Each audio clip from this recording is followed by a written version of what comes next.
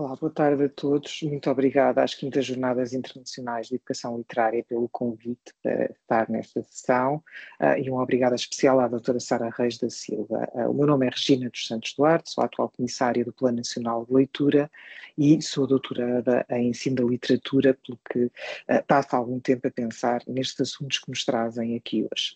Vou partilhar convosco a minha apresentação. Ora, aqui está ela. A que chamei leitura literária, desambiguar conceitos e práticas. Começo por falar desta questão, quais são os conceitos que me parecem carecem de ser desambiguados, e depois falarei um pouco de que forma é que podemos contribuir, quais são os caminhos possíveis e os desafios também que se colocam a práticas mais intencionais, a práticas de ensino da literatura mais intencionais, e acabo com uma breve provocação sobre percepções no ensino da literatura.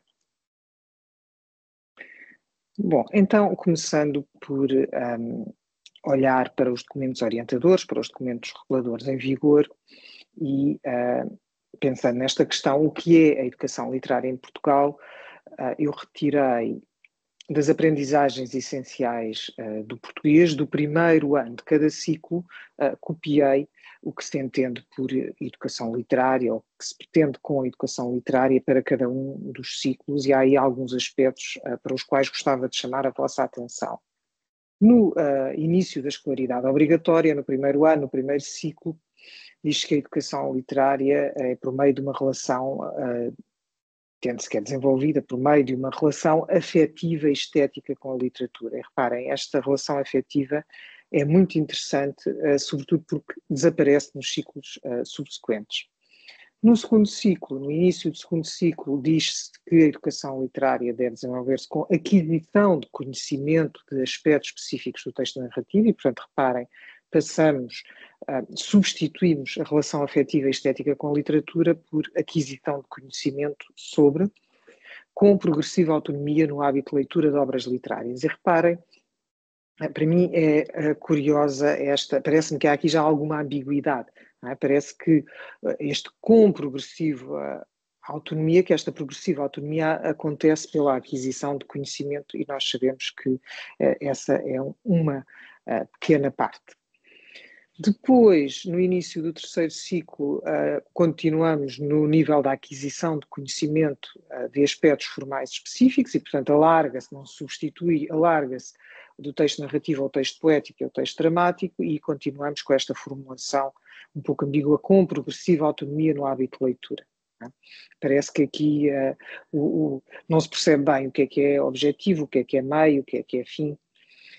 Finalmente, no ensino secundário, eu destaquei aí acho esse não só particularmente interessante, num documento orientador, educação literária não só para conhecimento, leitura e apreciação estética de obras portuguesas, que constituíram um marco do pensamento e da literatura portuguesas, mas também para desenvolvimento de hábitos de leitura.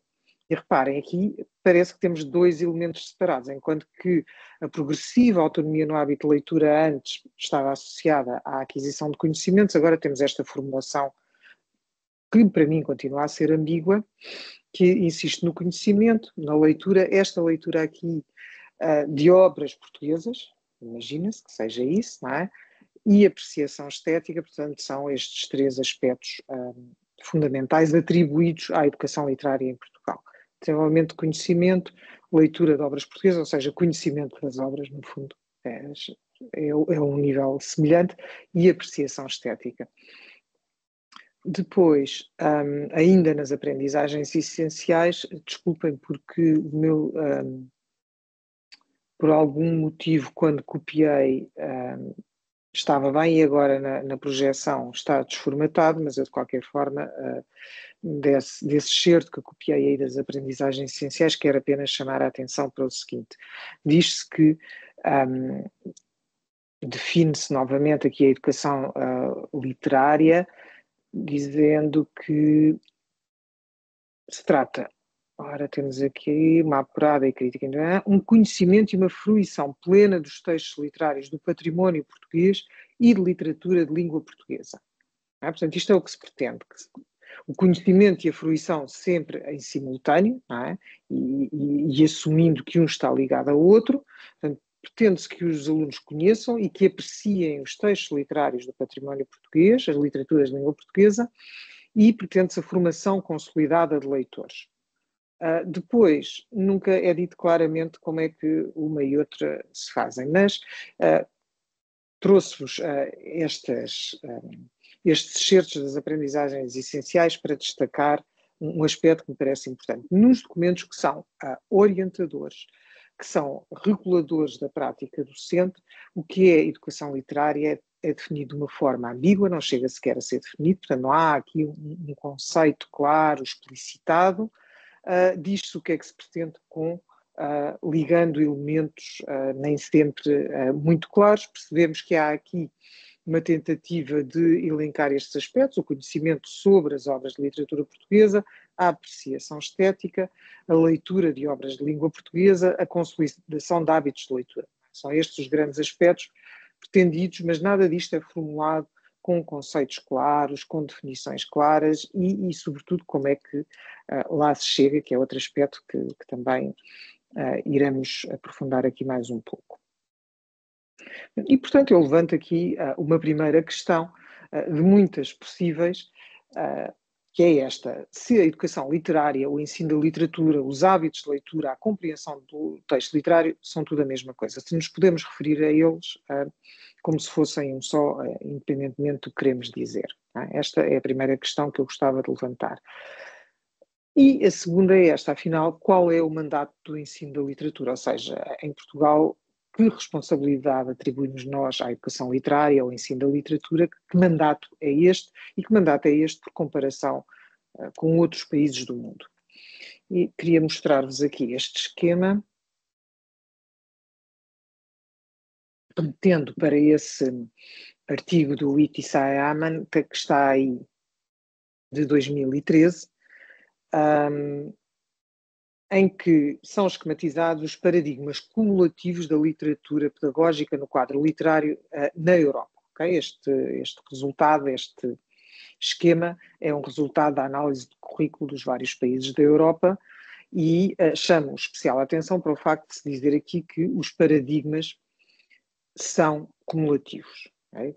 Estes paradigmas não são para se substituir pelos outros, como parece acontecer nos nossos documentos orientadores, nas aprendizagens essenciais, que se deixa a relação afetiva com a literatura e se substitui por conhecimento a partir do segundo ciclo. E cá temos os 4 paradigmas, portanto, o ensino da literatura serve para crescimento pessoal, crescimento social, crescimento linguístico e crescimento cultural. E estes 4 aspectos são muito claros e talvez se nos referíssemos a eles sempre desta forma fosse mais fácil falarmos todos numa linguagem mais transparente. E os professores beneficiariam disso certamente. Mas reparem, eu queria chamar aqui a atenção para isto. O ensino da literatura como forma de crescimento pessoal é entendido como seu mandato do primeiro ciclo ao final do ensino secundário. Não é apenas no primeiro ciclo que a leitura de literatura é importante para crescermos como pessoas, para nos conhecermos, para percebermos melhor quem somos e quem somos na relação com o outro. Este crescimento pessoal é levado até ao final do ensino secundário. Não estou a dizer que na prática não o seja feito em Portugal, estou a dizer que ele é substituído e nunca é assumido desta forma clara nas aprendizagens essenciais. Depois, desculpem que eu tenho aqui um aviso de atualização de software, que já fechei. O crescimento social é começado um bocadinho mais tarde, e estão a ver aqui o papel da literatura como a compreensão do mundo em que vivemos, do papel que temos na sociedade em que estamos, nas comunidades e até como formação de comunidades. Este crescimento social começa um bocadinho mais tarde, mas mais uma vez vai até o final da escolaridade. O crescimento linguístico ainda um bocadinho mais tarde, e se formos ver ele nos documentos orientadores portugueses começa mais cedo. O crescimento cultural apenas aqui já de metade do terceiro ciclo para a frente, enquanto que em Portugal este crescimento cultural, ou seja, o conhecimento sobre começa muito mais cedo. Para mim, há aqui dois aspectos importantes a realçar. Um é o facto de não estar claro nos nossos documentos orientadores em Portugal que são estes os mandatos do ensino da literatura, que estes paradigmas são cumulativos, não se substituem, e quais são eles. Portanto, esse é um aspecto que a mim me parece importante. Por outro, o facto de nós atribuirmos um papel tão substancial à literatura como crescimento cultural e linguístico maiores do que ao crescimento social e pessoal. E nós sabemos isso das práticas, sabemos isso dos materiais educativos que encontramos, de manuais a outras sebentas, sabemos que são estes dois os aspectos que têm maior peso, considerando-se os outros quase de lazer ou laterais ou secundários, quando são eles que estão na origem ou que podem fundamentar, desculpa, não estão na origem, mas podem fundamentar hábitos de leitura regulares e consolidados para o resto da vida. É a nossa relação pessoal com a literatura, é o reconhecimento do que crescemos como leitores quando lemos e o que entendemos do nosso papel na sociedade quando lemos, que nos motivam mais para ler, mais do que a motivação extrínseca que pode ter o conhecimento linguístico ou cultural. E, portanto, achei que era interessante trazer aqui esta questão. Avançando. Conceitos é que me parecem que necessitam de ser desambiguados. Listei apenas aqui alguns e porquê é que listo estes? Nós, no Plano Nacional de Leitura, começámos no ano passado um projeto piloto com 15 agrupamentos de escolas, são vários milhares de professores em 15 agrupamentos, como imaginam, num projeto de 3 anos, é um plano de ação para a leitura, chamamos-lhe amigavelmente o PAL. Este plano de ação para a leitura é um trabalho feito em grande profundidade com estes agrupamentos, o que significa que nós começamos por trabalhar com os professores no primeiro ano, por fazer formação, por diagnosticar os níveis de compreensão da leitura, por um lado, e, por outro, os hábitos de leitura dos alunos, com estes agrupamentos, e depois começámos a trabalhar com os professores em estratégias possíveis, desenhámos um plano de intervenção, portanto, isto para vos dizer, não posso entrar em grandes detalhes, porque o tempo não me permite, mas isto para vos dizer que é um trabalho que está a ser feito em grande profundidade, com acompanhamento a par e passo feito por nós em discussão com as escolas. Portanto, ele é completamente adaptado ao contexto das escolas. Cada escola tem um desenho de intervenção, um plano de intervenção diferente, cada agrupamento, desculpem. Eu faço frequentemente esta confusão, apesar de serem, lá está, conceitos que são claros na minha cabeça. Cada agrupamento tem um plano de intervenção que é distinto, que é seu, é próprio, mas todos são acompanhados por nós em grande proximidade e com muitas horas de trabalho e de discussão. E nós estamos a produzir vários documentos que depois iremos libertar, mas um dos aspectos que tem saído de facto e que surgiu logo no primeiro ano foi esta questão dos conceitos. Como as pessoas usam os conceitos, muitas vezes como se eles fossem semelhantes, equivalentes, valessem o mesmo, significassem o mesmo. E reparem, eu não estou aqui preocupada, obviamente, não estou aqui num delírio classificatório, não estou preocupada que as pessoas saibam conceitos de cor. Não é essa a questão. A questão é que nós sabemos que a estes conceitos correspondem objetivos de aprendizagem e desenvolvimento diferentes. E se usamos indistintamente, significa que não sabemos quais são os nossos objetivos e provavelmente não estaremos a trabalhar de forma sistemática para esses objetivos. E, portanto, é por isso que me parece que havia benefício nas práticas de esclarecermos alguns destes conceitos. Por exemplo, a leitura por prazer. É uma preocupação constante e internacional, como sabem, os hábitos, não é os hábitos, a leitura por prazer, o espaço dedicado à leitura por prazer nas escolas tem diminuído um pouco por todo o mundo, e se isto já acontecia há algum tempo no ensino secundário, nos níveis mais avançados, é estranho de repente percebermos que está a acontecer também a partir do primeiro ciclo. E, portanto, é importante percebermos porque é que, de facto, de repente a leitura por prazer parece deixar de ter tido um lugar tão importante nos currículos. e nas práticas, sendo que depois, ao mesmo tempo, nos queixamos que os alunos leem menos. Não é? Há aqui um contrassenso aparente. E reparem, tenho procurado muito nos documentos orientadores em Portugal, nas aprendizagens essenciais, no perfil do aluno, e não aparece esta formação. Leitura por prazer não aparece. Aparece a fruição estética, que nós sabemos é diferente da leitura por prazer. Não é? Nós, como leitores avançados, conseguimos apreciar a arte, o artefato do texto, e isso dá-nos prazer estético, não é o mesmo que lermos prazer. Nós podemos ler por prazer um livro com muito pouca qualidade estética. Não é? E, portanto, talvez por a tónica estar aqui na qualidade das obras, no estabelecimento de um cânon, etc., se tenha deixado de parte nos documentos orientadores a referência à leitura por prazer. Não podemos fazer, se quisermos de facto resolver este problema, que é os jovens, as crianças, até as crianças estarem a ler menos por prazer e referirem ter menos prazer a ler. Portanto, e reparem, isto foi dito no último PISA, não é? Que a alegria na leitura desceu bastante em muitos países em que os resultados, apesar de tudo, continuam a ser bons. Não é? Portanto, há muitos países em que começa a acontecer este problema de primeiro mundo, não é? Que é os alunos tornaram-se muito competentes a ler, mas dizem não ter alegria na leitura. E, portanto, quem não lê por prazer, quem não tem alegria na leitura, não se torna um leitor autónomo para a vida. Bom, depois a questão da leitura orientada. Houve aqui, nós agora na segunda fase do LOSA, que é a leitura orientada na sala de aula, reformulámos alguns documentos e esclarecemos alguns conceitos precisamente por isto. Havia alguma confusão, não é? Misturava-se leitura por prazer com leitura orientada, sabendo nós que os objetivos são distintos. A leitura autónoma também muitas vezes é utilizada com muito pouco rigor. A questão da leitura extensiva, o que é a leitura extensiva, também devia ser mais claro.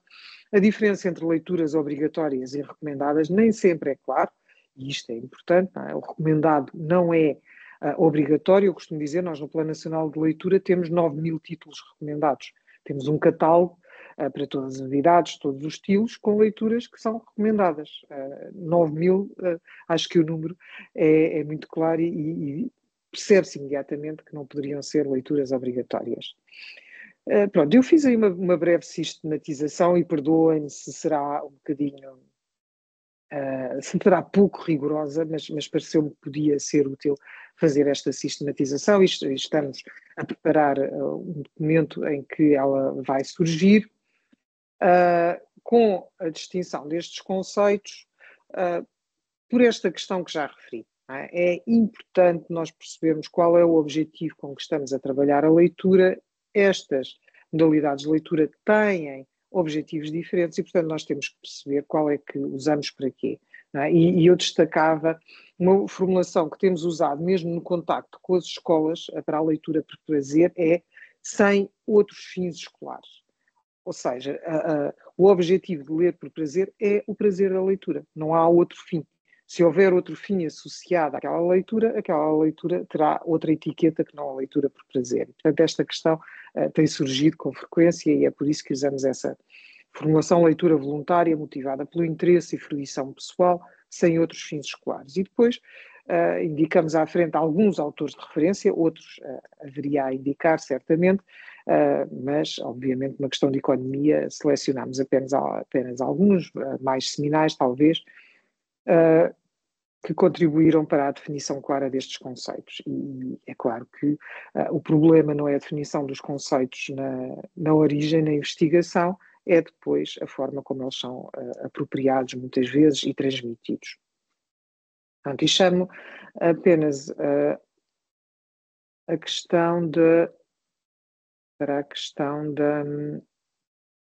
leitura orientada. Não é? A leitura orientada é mediada por um professor ou por um adulto, por um outro mediador de leitura, com apoio à interpretação e com discussão guiada. E o objetivo da leitura orientada é a interpretação e é fornecer ferramentas que permitam aos alunos, aos leitores, serem cada vez mais autónomos na posse dessas ferramentas para conseguirem construir a interpretação. Vou avançar, não temos tempo para olhar para cada um destes aspectos, muito haveria a discutir certamente, e listo aí mais alguns aspectos, não necessariamente já só da área da leitura, que beneficiavam em ser esclarecidos ou desambiguados. Por um lado, a compreensão versus a promoção da leitura, e queria ver se tenho tempo para falar só um bocadinho disto. Por outro, o que é uma abordagem reflexiva ou declarativa no ensino da literatura, porque muitas vezes, se nós perguntarmos aos docentes que abordagem é que privilegiam e porquê, eles não reconhecem sequer que há estas duas abordagens e é importante que estejam em posse disso para poderem tomar decisões. Uma que me deixa particularmente incomodada, também não vamos ter tempo de debater por muito tempo, mas é esta questão da pré-leitura, leitura e pós-leitura. Isto são aspectos que entraram nas práticas dos professores, entraram nos manuais escolares, nos materiais didáticos, mas com etiquetas que se afastaram completamente dos seus conceitos iniciais e do que queriam dizer. Neste momento, se vocês repararem, se pegarem em manuais de vários níveis de ensino e olhar, aparece sempre a pré-leitura, quando se trata de compreensão de texto, pré-leitura, leitura e pós-leitura, muitas vezes esta pré-leitura é uma motivação para a leitura e, portanto, faz-se tudo menos mobilizar conhecimento prévio, é quase um vamos divertir muito os meninos para depois lhes darmos o remédio e eles nem notam que estão a tomar o remédio, o que é desvirtuar e às vezes, muitas vezes, é perder tempo que não converge, não resulta em compreensão da leitura. Não é? A Giasson fala das armadilhas da pré-leitura e é muito interessante, tem muito a ver com isto. Depois, o que são competências complexas de leitura, foi uma questão que também começámos a discutir com estes agrupamentos e percebemos que não havia esta noção, apesar de os exames nacionais agruparem em 3 processos cognitivos de distinta complexidade a compreensão da leitura já há algum tempo, as provas de aferição e os exames nacionais, continua a não haver um domínio claro do que é que são inferências, do que é a interpretação, o que é a avaliação crítica da informação e por aí. A libertação responsiva, a progressiva da responsabilidade, por exemplo, me parece um conceito importantíssimo para a compreensão da leitura, nomeadamente da leitura orientada, e que é um conceito da pedagogia e não da didática específica da leitura, mas listei-o aí por ter sido também uma surpresa para mim este conceito não estar mais dominado. Bom, e apenas brevemente listo aí alguns contributos para esta desambiguação, entre o que é trabalho de compreensão da leitura e trabalho de promoção da leitura. Foi uma questão que nós tivemos de trabalhar muito com estes agrupamentos no início, porque o que as pessoas listavam como ações possíveis, listavam indistintamente, ou seja, diziam, isto tudo converte para... tudo isto contribui para a promoção da leitura e para criar hábitos de leitura. E nós tivemos de fazer este exercício, sim, mas é um trabalho específico, sistemático, de competências de leitura, de compreensão da leitura, ou é um trabalho para leitura por prazer, para promover hábitos de leitura, para despertar o interesse pela leitura. E, portanto, isto demorou algum tempo até estar claro que, sendo 2 trabalhos que se alimentam, são 2 trabalhos distintos com objetivos distintos. E, portanto, eu listei aí alguns aspectos. Nós, no desenvolvimento da compreensão da leitura, estamos a trabalhar na formação de leitores críticos e autónomos, enquanto na promoção da leitura nós queremos criar o gosto e o hábito pela leitura. Também estamos a formar leitores autónomos, mas há aqui a questão da leitura crítica que está do lado da compreensão. Queremos um trabalho sistemático e estruturado sobre processos de leitura, enquanto que na promoção queremos um trabalho para despertar o interesse. Queremos o desenvolvimento de estratégias de compreensão e interpretação. Isto tem que ser claro, o objetivo é este, vamos trabalhar para isto, enquanto que na promoção queremos estimular a curiosidade e o prazer da leitura, a tal expressão que desapareceu. Queremos explorar diferentes níveis de significação do texto ou queremos valorizar a experiência subjetiva do leitor? Mais uma vez, objetivos distintos. Queremos refletir sobre a intencionalidade do autor e os efeitos do texto ou queremos incentivar partilhas de leitura e experiências? Objetivos muito distintos, ainda que, obviamente, a compreensão da leitura seja necessária ao gosto de ler. Isto é a salvação de Deus, nós sabemos isto. A leitura regular por prazer também contribui para a leitura. Portanto, como eu disse, são trabalhos que se alimentam, no entanto, têm objetivos distintos, processos distintos e beneficiaria as práticas e beneficiaria os alunos se de facto assim fosse. Pronto, depois, na questão da abordagem declarativa ou reflexiva e crítica, também é muito curioso porque há alguma confusão nestas abordagens e que me parece que resulta sobretudo de não se perceber que estamos a lidar com, lá está, mais uma vez, aspectos que podem ser complementares, mas que são paradigmas distintos e têm pressupostos distintos. Por exemplo, no lado da abordagem declarativa, nós temos meramente o conhecimento sobre época, sobre estilos, sobre autor. Numa abordagem reflexiva ou crítica, é necessário relacionar a obra com o mundo atual. Mas dizem, mas não é necessário para isso conhecer a época, o estilo, o autor. Sim, poderá ser, e contribui e enriquece certamente.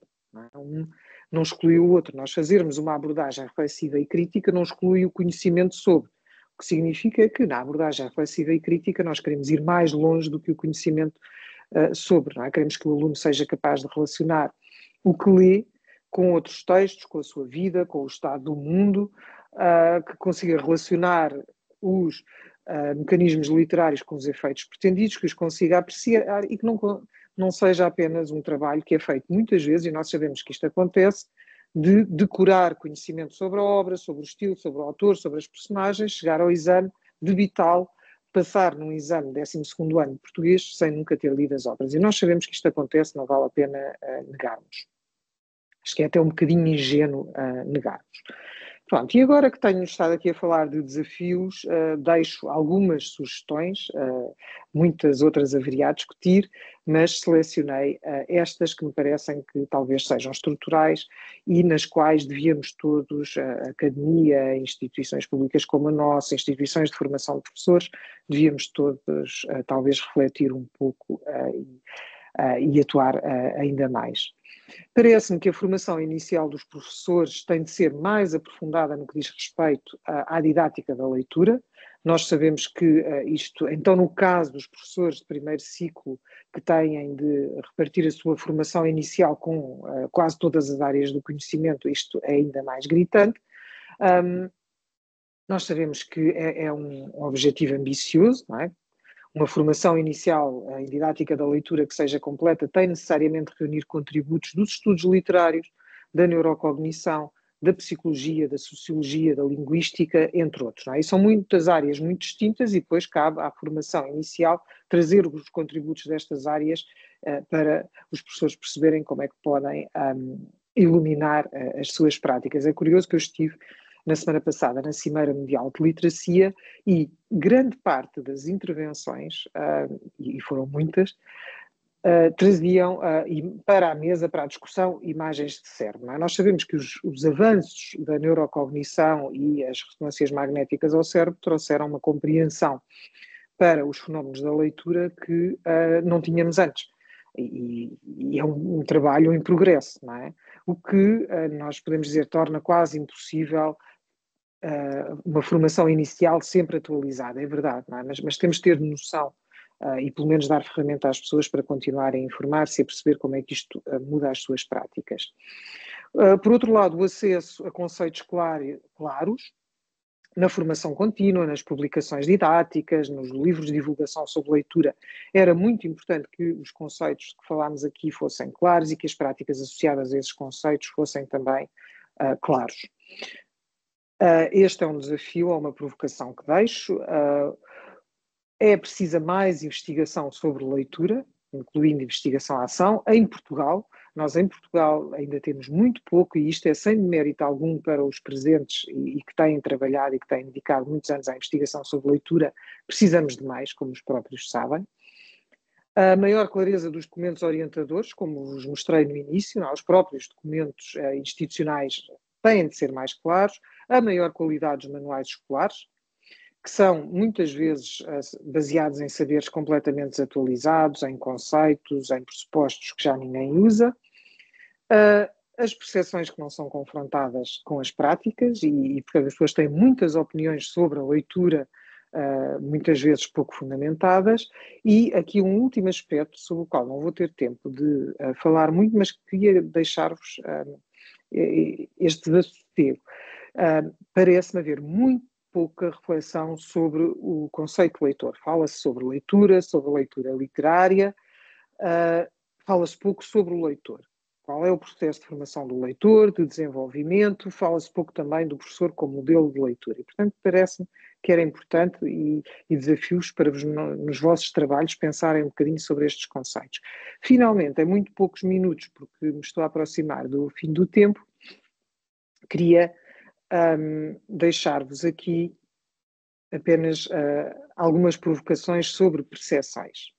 Reparem, quando eu digo que se fala pouco do perfil e do processo de desenvolvimento do leitor, tenho alguma base para fazer tenho várias, mas trago apenas aqui uma, para fazer esta afirmação. Portugal, no último PIRLS, pontuou em 38º lugar na confiança de leitura, ou seja, os alunos de 10 anos que participaram no PIRLS, os alunos portugueses, quando se lhes pergunta se são leitores confiantes, se confiam na sua capacidade de leitura, a maior parte dos alunos portugueses diz que não. Portanto, ficámos em 38º lugar, o que é preocupante. Nós sabemos a importância que tem a confiança para os hábitos de leitura e para a motivação para a leitura.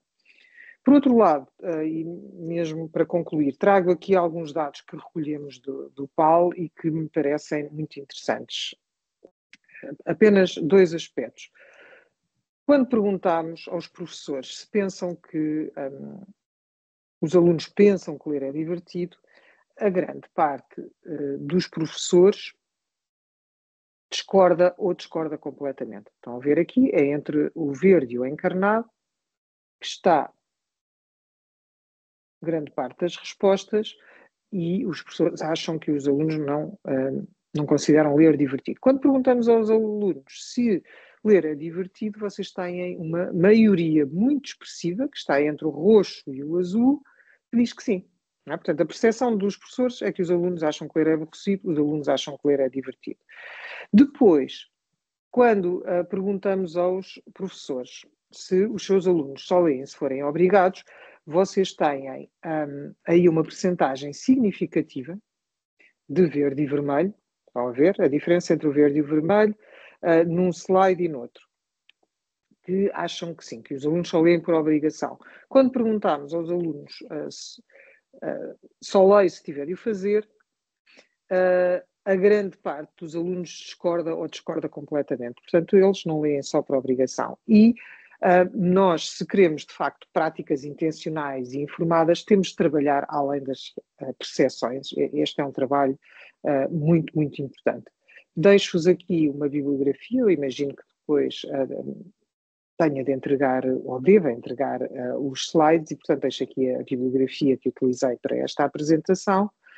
Deixo-vos ainda um repto que é, querem investigar connosco? Se quiserem, nós, como perceberam, para além deste PAL, temos imensos outros projetos com imensos dados sobre leitura que estão ali guardados, estão confinados à nossa equipa, que nós usamos para nos informar, para informar a nossa ação, mas que poderiam ser usados para investigação, porque são dados a nível nacional muito ricos e, portanto, eu deixo o repto de, se vos conseguir desafiar para algumas destas questões ou outras que tenham sobre leitura, por favor, juntem-se a nós. E se tiverem questões sobre a apresentação que aqui deixei, deixo-vos também o meu endereço de e-mail. Foi um prazer contribuir para estas jornadas. Terei depois, com certeza, muito gosto em ver as discussões e as conclusões destes dias de trabalho e espero que fiquemos em contacto e que possamos todos trabalhar unidos para resolver, ou pelo menos contribuir para a resolução de algumas inquietações que aqui vos deixei. Muito obrigada, um abraço a todos e uma boa continuação. Obrigada.